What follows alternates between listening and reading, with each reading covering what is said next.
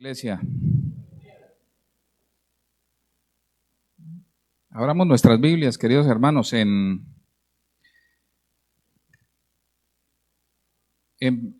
Primera de Pedro, libro de Primera de Pedro, capítulo 1, versículos 13 hasta el capítulo 2.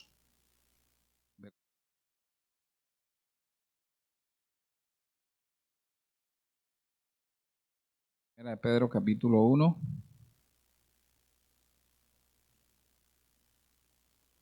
Hasta el capítulo 2, el verso 2. Quiero invitarle para que sigan conmigo la lectura de esta mañana. Por tanto, ¿estamos ahí, cierto? ¿Sí? Bueno. Por tanto, ceñid los lomos de vuestro entendimiento. Sed sobrios y esperad por completo en la gracia que se os traerá cuando Jesucristo sea manifestado. Como hijos obedientes, no os conforméis a los deseos que antes teníais estando en vuestra ignorancia, sino como aquel que os llamó es santo, sed también vosotros santos en toda vuestra manera de vivir.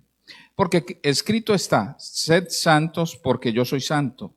Y si invocáis por Padre aquel que sin acepción de personas juzga según la obra de cada uno, conducíos en temor todo el tiempo de vuestra peregrinación, sabiendo que fuisteis rescatados de vuestra vana manera de vivir, la cual recibisteis de vuestros padres, no con cosas corruptibles como oro o plata, sino con la sangre preciosa de Cristo, como de un cordero sin mancha y sin contaminación, ya destinado desde antes de la fundación del mundo, pero manifestado en los postreros tiempos por amor de vosotros, y mediante el cual creéis en Dios, quien lo resucitó de los muertos y le ha dado gloria, para que vuestra fe y esperanza sean en Dios, habiendo purificado vuestras almas por la obediencia a la verdad mediante el Espíritu, para el amor fraternal no fingido, amados unos a otros entrañablemente de corazón puro, siendo renacidos no de simiente corruptible, sino de incorruptible por la palabra de Dios, que vive y permanece para siempre, porque toda carne es como hierba, y toda la hierba del hombre, y toda la gloria del hombre como flor de la hierba se seca y la flor se cae, mas la palabra del Señor permanece para siempre. Y esta es la palabra que por el Evangelio os ha sido anunciada.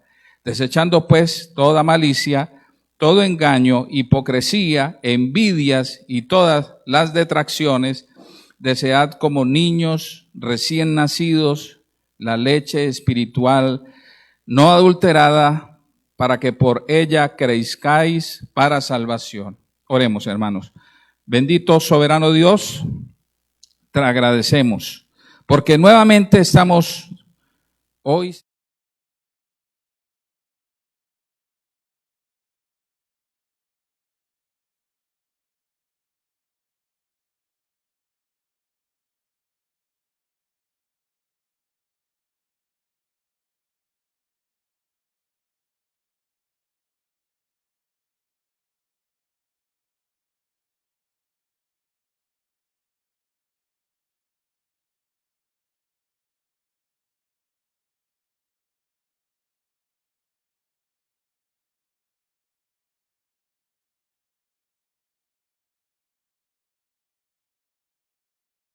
bien, hermanos.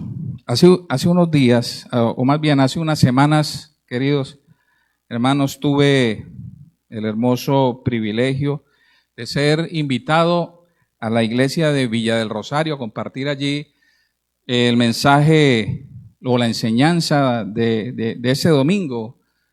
Y el pastor Dago me hacía una sugerencia. Él me decía, hermano, el tema es libre, bien puede hablar lo que el Señor le coloque en su corazón, pero ojalá que invite a la iglesia a tener confianza. Y meditando un poco la situación que él estaba pasando, pues busqué o traté de buscar un texto que nos hablara, o que la palabra de Dios nos hablara acerca de esto. Y luego de revisar algún tiempo, encontré precisamente este pasaje que creo que habla muy bien acerca de lo que sería para él una respuesta en medio de esa situación. Pero no solo para él, sino para todos los creyentes, hermanos, para cada uno de nosotros. Si usted lee de manera cuidadosa esta epístola, sin profundizar mucho en el estudio de ella, simplemente con una lectura cuidadosa, se dará cuenta que el autor, el apóstol Pedro, está dirigiendo esta carta a una audiencia que está sufriendo, a una audiencia que está padeciendo. Vemos ahí, inclusive en el versículo 1, cómo él hace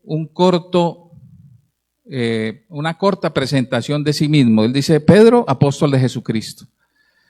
En contraste con los encabezados de las cartas epístolas, que tienen su contexto, no porque el apóstol Pablo hubiese sido jactancioso, sino porque de alguna manera el hecho de haber sido el apóstol abortivo se le menospreciaba en algunas iglesias, y por eso era necesario en estas cartas ser bien preciso por qué él era apóstol de Jesucristo. Pero en el caso de Pedro, él, en su posición preeminente dentro de la iglesia, escribe presentándose brevemente: Pedro, apóstol de Jesucristo, pero pasa inmediatamente a hacer mención a los receptores de la carta. Dice: a los que expatriados de la dispersión. Y en sí mismo la palabra expatriado tiene un profundo sentimiento de dolor. Los expatriados son aquellos que están fuera de su patria, aquellos que están por fuera del lugar donde crecieron, de sus seres queridos, de sus amigos, de sus familiares, de aquellos lugares que traen profundos recuerdos, bonitos recuerdos de su infancia. Pero estos no eran expatriados porque la situación económica del país estuviera difícil o porque cierto régimen político estuviera dirigiendo los destinos de la nación. No era porque no consiguieran trabajo, era por causa de su fe. Habían sido expatriados por causa de confesar a Cristo. El Estado les acusaba, les señalaba y les perseguía y les asesinaba por el hecho de ser creyentes, por el hecho de creer en Jesucristo. Eran perseguidos, eran atribulados, eran dispersados, y dice: están dispersos en el Ponto, en Galacia, Capadocia, Asia y Bitinia. Estos hermanos estaban en profunda aflicción.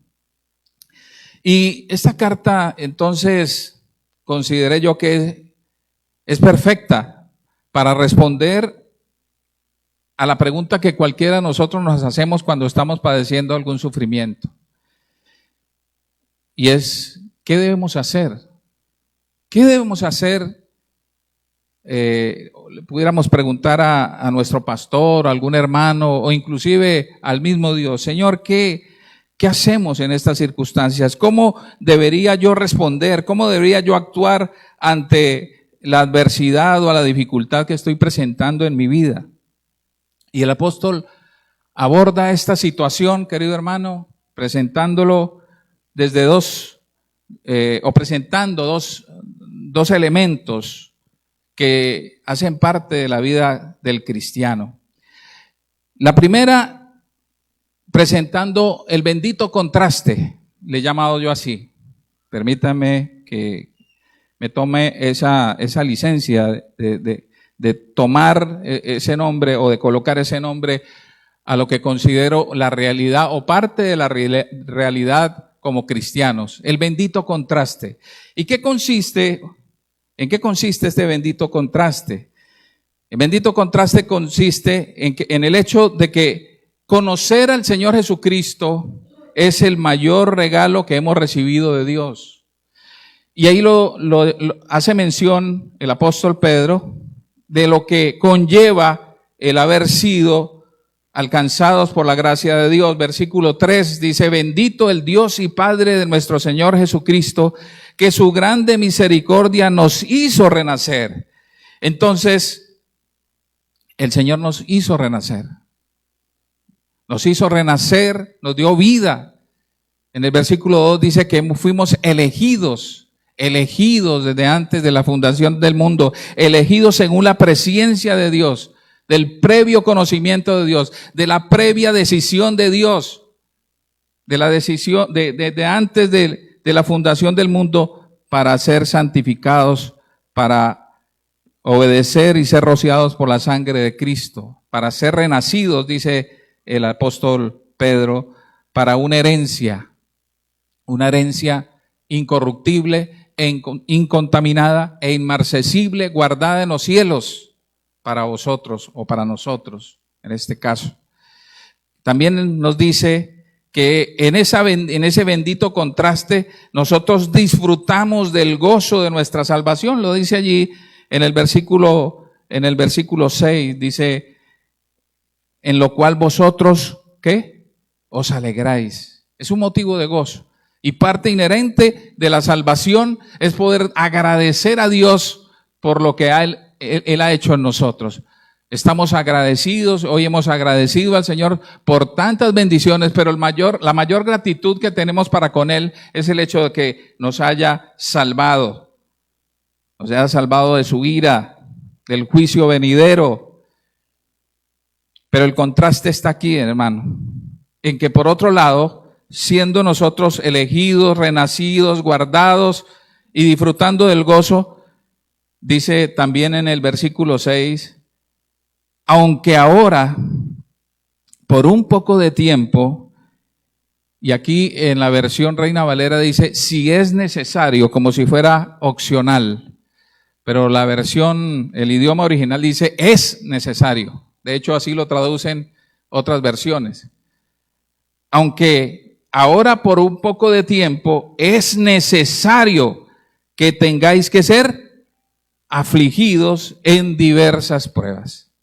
Ese es el contraste, el bendito contraste. Y es bendito porque viene de Dios. Si viniera del diablo, no pudiéramos darle ese adjetivo, ese apelativo.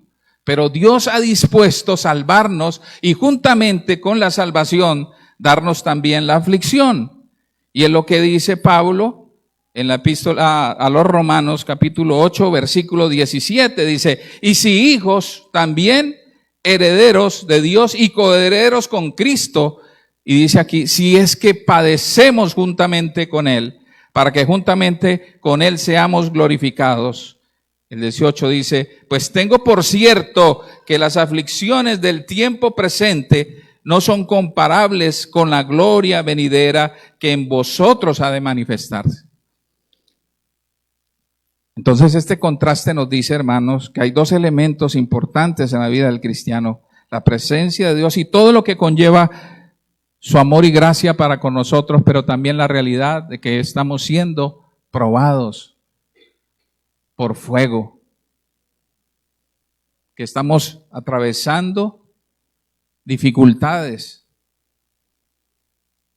Y luego de presentar este bendito contraste, entonces empieza a presentar cómo debe ser nuestra respuesta ante la dificultad, ante el sufrimiento, ante el dolor.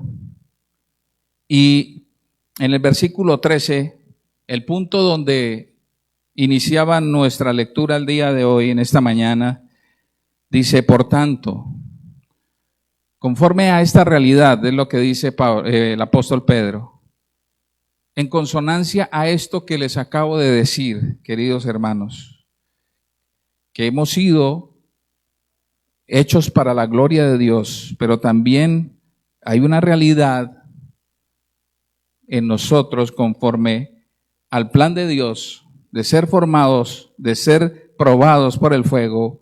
Dice, por tanto, Es necesario, hermanos, entonces, que respondamos de la siguiente manera, de lo que está afirmando acá.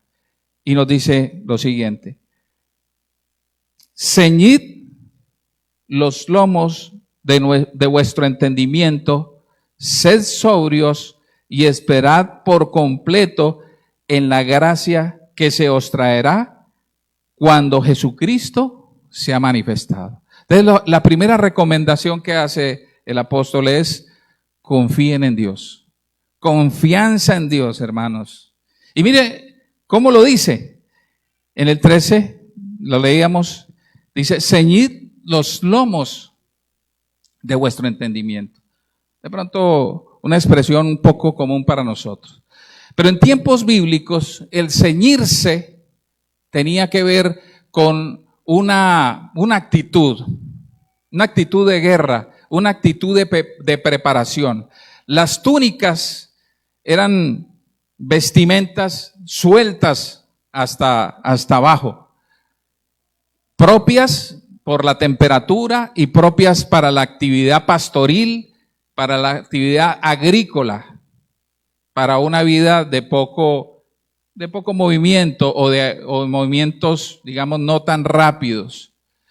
Pero cuando se decía ceñir los lomos, entonces esa túnica era recogida, era doblada de tal manera que se convertía como en un pantalón y con una correa de cuero podía ser.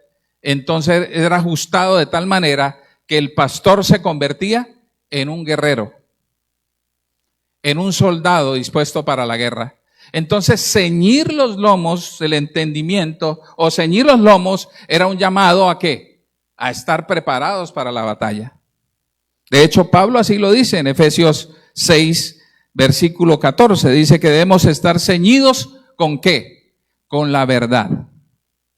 Ceñir los lomos con la verdad. Y es lo mismo que está diciendo aquí el apóstol Pedro.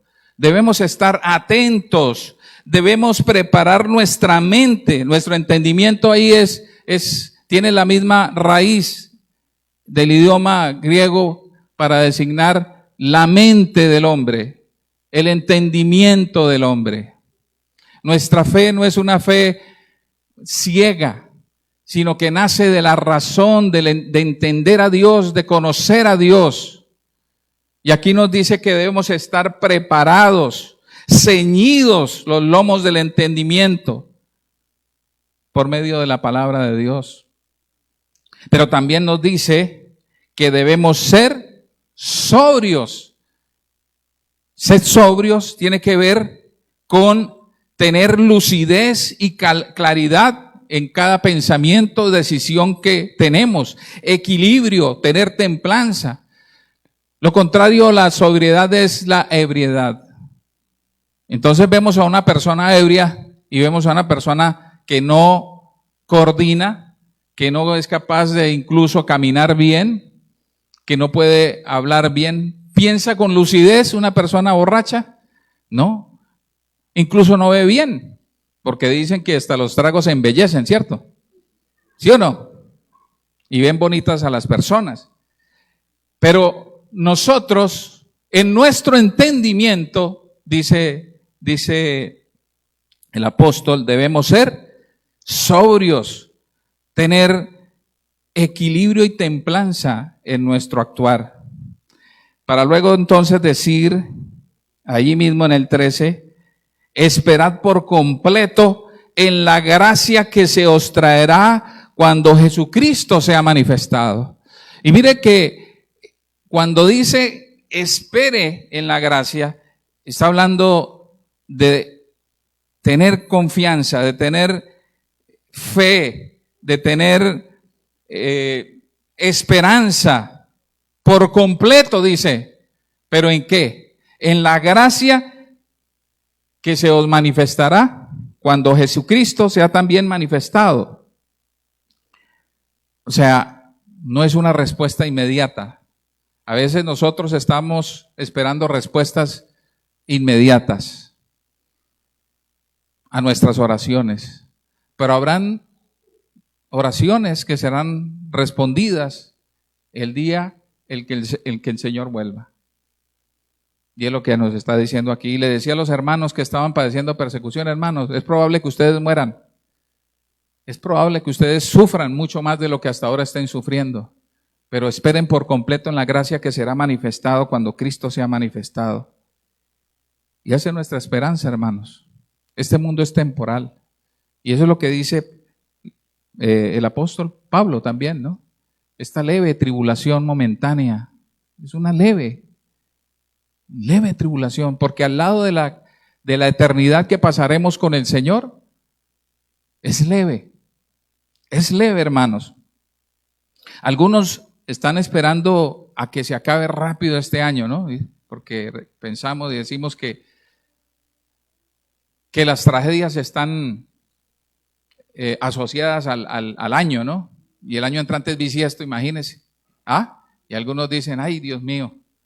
Pero no, hermanos, nosotros no dependemos de los tiempos. Hasta el último minuto el Señor seguirá siendo bueno. Y desde el primer minuto del 2024 seguirá siendo bueno porque Él no cambia. Él no cambia. Y así decía también el profeta Jeremías, ¿no? Nuevas son cada mañana tus misericordias, se renuevan. Son nuevas. Se manifiestan de diferentes maneras, pero quien las origina, en la fuente que nos las da, que nos la provee, Él no cambia.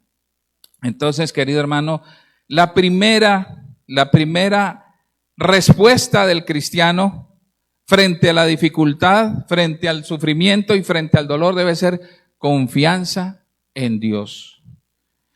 Pero seguimos allí, hermanos, en el texto, en versículo 14 nos dice, como hijos obedientes, no os conforméis a los deseos que antes teníais estando en vuestra ignorancia. Entonces lo primero que lo segundo que nos dice es que debemos ser ¿qué? Obedientes. Obedientes a Dios. Obedientes a un Padre amoroso. A un Padre que dirige, a un Padre que sabe más que nosotros, a un Padre que da instrucciones a sus hijos. Que muchas veces no entenderemos aquello que nos dice debemos hacer. ¿Acaso podemos entender el perdón hacia los enemigos cuando nos han hecho daño? No. Es algo difícil de entender. Amar a nuestros enemigos, pero Él nos ha ordenado hacerlo. Nos ha ordenado perdonar y amar. No nos conformemos a los deseos que antes, dice aquí, teníais estando en vuestra ignorancia. El versículo 15. Sino como aquel que os llamó es santo, sed también vosotros santos en toda vuestra manera de vivir. Santidad. Obediencia, santidad. Y recordemos que en sí la palabra santo o santificación significa apartar, ser apartados. Y aunque la Biblia nos dice o nos llama santos por el hecho mismo de estar en Cristo Jesús, haber sido apartados, posicionalmente nosotros somos santos, justos. Dios nos ve justos delante de Dios. Pablo llamaba a los hermanos de Corintio con todas las dificultades de inmoralidad que tenían allí y que estaban luchando el liderazgo allí, les llamaba santos, a los santificados. Nosotros somos santos, todos aquellos que hemos sido lavados por la sangre preciosa de Cristo. Pero, hermanos, hay un proceso, nuevamente, la palabra, proceso de santificación que el Señor obra en cada creyente. ¿Y sabe cuándo culminará, hermano? Cuando el Señor venga o cuando vayamos a su presencia. Mientras tanto estamos en ese proceso de santificación. Estamos siendo apartados permanentemente por Él. Y nuestro punto de referencia es el mismo. El 16 dice, porque escrito está, sed santos porque yo soy santo. O como yo soy santo, dice el Señor. Nuestra meta o nuestra mirada debe ser siempre el Señor. Nuestro punto de referencia siempre debe ser el Señor. Versículo 17, y si invocáis por Padre,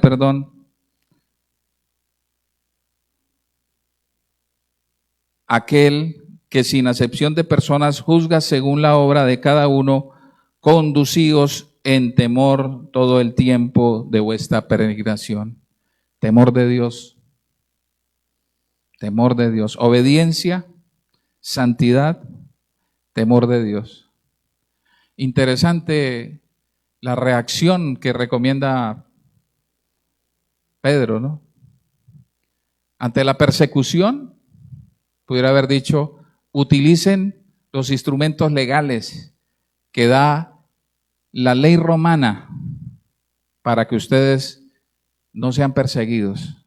Pero no es lo que está diciendo aquí Pedro, el apóstol. Está diciendo, confíen en Dios. Confíen en Dios. Y aquí la segunda, podríamos resumirla en una vida piadosa. La segunda respuesta como creyentes es una vida piadosa que se manifiesta en la obediencia, en nuestro actuar como hijos obedientes, en nuestro actuar como santos, en nuestra santidad, buscando esa santidad en el Señor, en nuestro temor a Dios. Pero también sigue diciendo allí en el versículo 18, sabiendo que fuisteis rescatados de vuestra vana manera de vivir, la cual recibisteis de vuestros padres, no con cosas corruptibles como oro o plata, sino con la sangre preciosa de Cristo, como de un cordero sin mancha y sin contaminación, ya destinado desde antes de la fundación del mundo, pero manifestado en los postreros tiempos por amor de vosotros, y mediante el cual, o sea, por Cristo, creéis en Dios, quien lo resucitó de los muertos y le ha dado gloria, para que vuestra fe y esperanza sean en Dios. Mira, hermano, como se extiende el apóstol 4 versículos para el siguiente punto, y es gratitud a Dios. Gratitud por la obra de Cristo. Gratitud por la obra de Cristo.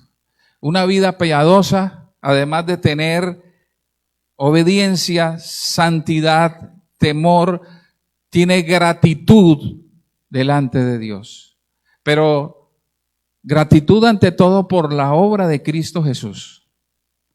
¿Por qué, hermanos? Porque es que esa obra es contraria a lo que usted y yo merecíamos. Y a esa es la manifestación de la gracia. Porque la gracia no es solamente no recibir lo que merecemos, sino recibir lo que no merecemos. ¿Y qué es lo que no merecíamos? La salvación, la redención. La obra de Cristo en la cruz es un favor inmerecido.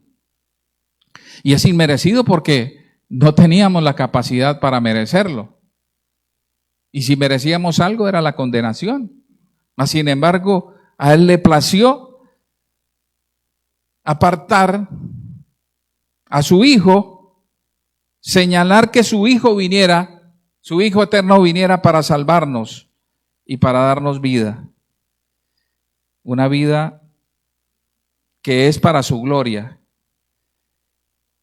Una vida piadosa, hermano, también lucha contra la conducta pecaminosa. Vemos allí, hacemos un salto al capítulo 2, versículo 1. Dice el apóstol, desechando.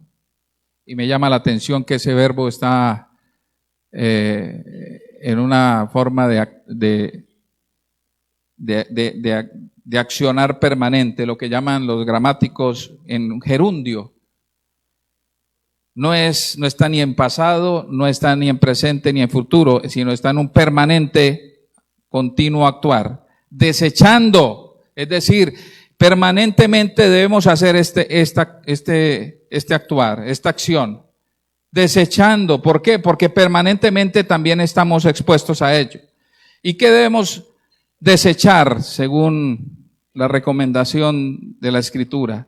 Debemos desechar ¿qué? Toda malicia.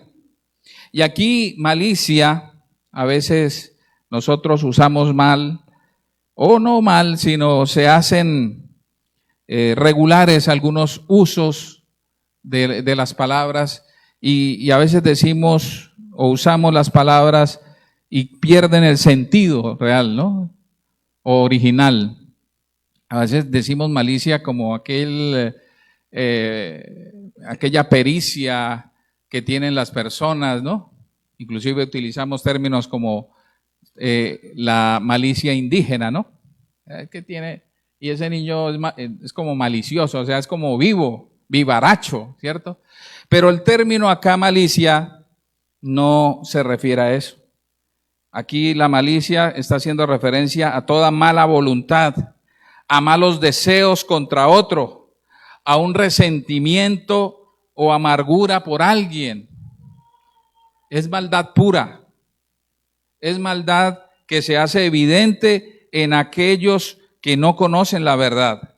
Y lo que nos dice el apóstol es que debemos luchar, debemos desechar permanentemente todo aquello que pueda generar en nosotros malicia, acciones maliciosas, de maldad, de mala conducta, de malos deseos, todo aquello que es generado por el resentimiento o la amargura contra alguien. Pero también dice que debemos desechar todo engaño, todo deseo de obtener beneficios a través del engaño, a través de las mentiras, a través de la manipulación. Porque no solamente hacemos daño, sino que definitivamente no estamos esperando en Dios. Aquel que engaña para obtener beneficios es aquella persona que no ha entendido que quien suple sus necesidades es el Señor. Y por ende entonces utiliza acciones, pensamientos, ideas de su propia cosecha, de su propio pensamiento, pensando que es lo mejor y lo más adecuado para recibir. Pero dice además que tenemos que desechar la hipocresía, es decir, aparentar ante otros algo que no somos. El hipócrita en la antigua Grecia era un actor, traduce así igual. Un hipócrita era un actor. ¿Y qué es un actor? Que asume un papel que no es, ¿no? Y nosotros inclusive escuchamos que la gente o que los actores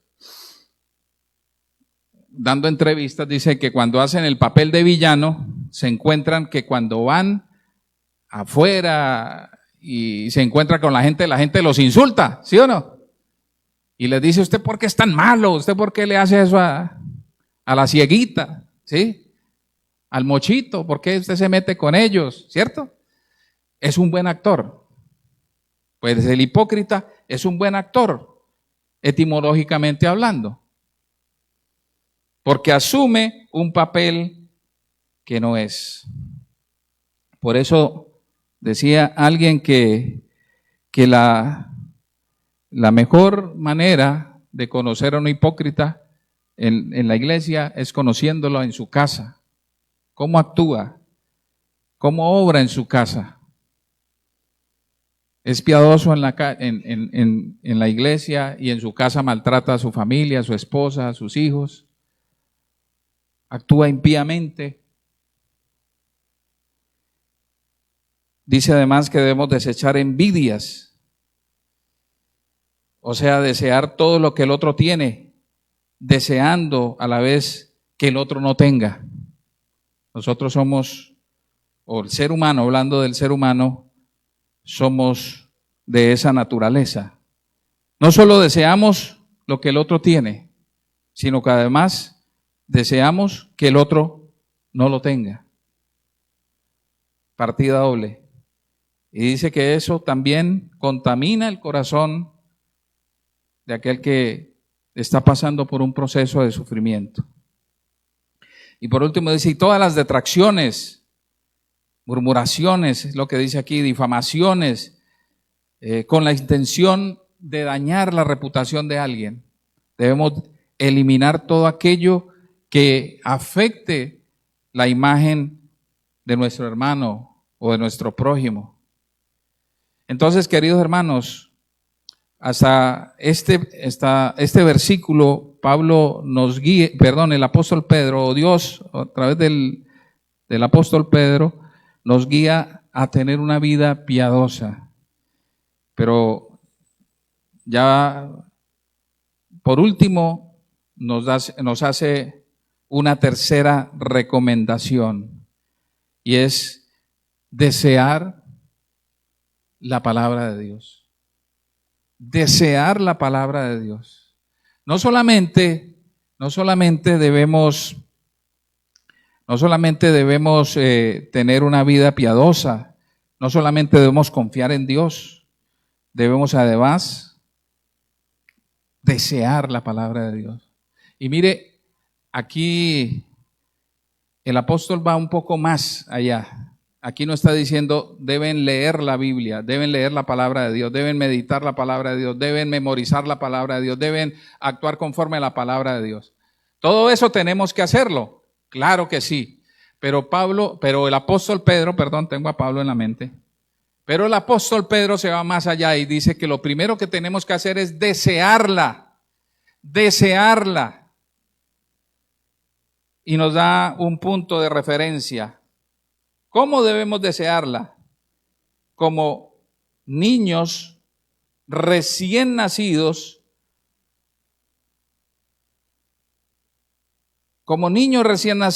desean la leche materna. Así también nosotros debemos desear la leche espiritual. Mire, cuando nosotros nos dicen tal persona allegado o amigo, le nació un niño o una niña, lo primero que, o una persona o una mujer o el papá cuando está a punto de recibir a su bebé, lo primero que piensa es en el primer vestidito, ¿cierto? ¿Qué le vamos a colocar en el primer día? Y inclusive está la semanera, ¿cierto? Y le compramos los mejores vestidos, lo que económicamente nos permite, ¿cierto? Los zapaticos, ¿cómo se llaman? Las manos, bueno, en fin, los gorritos, ¿cierto? Los abrigos, las cobijitas. Y ¿sabe qué, hermano? De eso nada le importa al bebé, nada. Usted le puede colocar el vestido más lujoso y los juguetes más hermosos al lado de su cuna. Lo único que piensa el bebé es ¿en qué? En la leche de su mamá, ¿cierto? Así tenga una hoja de plátano como pañal, ¿cierto? Él desea la leche espiritual. Mire la forma, la intensidad que pone Pablo en esa analogía. ¿Sí? Yo creo que no puede ser, que no hay otra analogía mejor para ilustrar el deseo que un verdadero creyente debe tener por la palabra de Dios. Como un recién nacido, como un bebé, anhela fervientemente. Son obsesivos los niños con la leche espiritual, con la leche materna. Pero además, esa necesidad se la ha puesto Dios. Inherentemente la tienen ellos, así como también el recién nacido espiritual tiene esa necesidad. Primero porque es la leche espiritual, la palabra de Dios, y decimos, aunque Él no dice que sea la palabra de Dios, pero en los versículos 23 y 24 y 25 del capítulo anterior está hablando de eso, que fuimos renacidos por la palabra de Dios. Por lo tanto, estamos claros que está hablando aquí de la Escritura, que ella, la palabra de Dios, es la leche espiritual que no está adulterada. Y no está adulterada porque los pensamientos de los hombres no pueden permearla. No pueden permearla. Mire, hermano, ustedes han escuchado en estos días la polémica que se ha generado por un documento que sacó el Vaticano, la Santa Sede, dando autorización a los sacerdotes para bendecir los matrimonios homosexuales, ¿cierto? Y dentro incluso de la misma Iglesia Católica se han generado conflictos. Las iglesias del África han dicho no vamos a hacerlo. Y escuchaba a un obispo, no sé de qué arquidiócesis, diciendo la doctrina no se cambia. Bueno, ellos la han cambiado, ¿no? Pero la han cambiado bastante. Pero lo que dice este sacerdote, en medio de su ignorancia en otros temas salvíficos, en lo que respecta a la doctrina, es eso. No puede ser adulterada por los pensamientos humanos.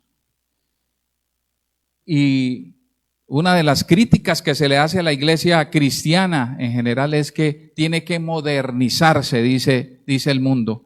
Tiene que modernizarse porque los tiempos han cambiado y por ende entonces ya no podemos estar predicando el mismo mensaje de hace 2000 años. Pero ¿sabe qué, hermano? La leche espiritual, que es la palabra de Dios, no puede adulterarse por el cambio de los tiempos. Y debe ser la misma, inalterable. Debe ser la misma, tal cual como fue y salió de la boca de Dios. Independientemente de la fuerza que tenga esta sociedad corrupta para imponer sus pensamientos y sus ideas modernas, progresistas. Porque no son tales. Hermanos, dice aquí que es la leche espiritual no adulterada, pero además porque ella es la que proporciona crecimiento al creyente. Dice, para que por ella ¿qué? Crezcáis para salvación. Y así nosotros cerramos ese círculo en respuesta o de respuesta al sufrimiento. Siendo piadosos, viviendo una vida piadosa de confianza en Dios y yo sé que mi hermano Dago fue formado y fue tratado por Dios en estos aspectos y luchó como guerrero, además porque Dios le dio las fuerzas para hacerlo. Las mismas que nos dará a nosotros en toda circunstancia que atravesemos como creyentes. Y estaremos preparados para ello. Queridos hermanos, el Señor Jesucristo nos advierte que en el mundo vamos a tener aflicciones, pero también a su vez Él afirma que debemos confiar, porque Él, ¿qué? Ha vencido al mundo. Y esa confianza traerá paz a nuestra vida para que nada ni nadie nos distraiga en nuestro caminar conforme al deseo de Dios y que sea para su gloria. Querido hermano, hoy mi invitación es para que confiemos, caminemos piadosamente y dependamos de la palabra de Dios. Y querido amigo, si hay alguien aquí que hoy nos acompaña por primera vez, también la invitación, hoy la invitación no es a una vida maravillosa temporal ahora, porque hoy seguramente en muchas iglesias se está profetizando un 2024 majestuoso y maravilloso de riqueza y de prosperidad material. Pero ¿sabe qué, hermano? Es un mensaje falso. Porque la Biblia nos advierte que en el mundo tendremos aflicción, pero ¿sabe qué, querido amigo? Que esa aflicción es una evidencia de que somos hemos sido alcanzados por la gracia de Dios y que tenemos una esperanza eterna, la misma que usted puede tener si coloca su confianza en Cristo y coloca su corazón arrepentido en sus manos para depender solo de Él, para vivir una vida piadosa, dirigida por Él. Vamos a orar. Padre glorioso, te damos a ti la alabanza, la exaltación. Por los siglos de los siglos es tu nombre adorado, Señor. Gracias porque has sido bueno, porque nos has guardado, Señor. Porque si estamos firmes, no es por las convicciones propias de nuestro intelecto, de nuestro entendimiento humano, Señor, sino por aquello que has colocado en nosotros, por tu Santo Espíritu que nos convenció de nuestro pecado, de nuestra maldad, de nuestra necesidad de justicia y del juicio venidero, Señor, Padre bendito. Ese mismo Espíritu Santo, por medio de tu palabra, nos ha afirmado en la fe, nos ha alentado permanentemente, querido Dios. Y hoy te agradecemos, Señor, porque nos alientas aún en medio de la dificultad. Y si hoy algún hermano, Señor, está padeciendo sufrimiento, pedimos, Señor, que le des fuerzas. Aun si el hermano no está aquí hoy, incluso por causa de esa dificultad, sabemos que tú le estás guardando. Sabemos que tú le estás protegiendo, Señor, porque tú eres poderoso para guardarnos sin mancha y sin caída hasta el final de los tiempos, Señor. En Cristo Jesús te glorificamos y te damos gracias. Amén.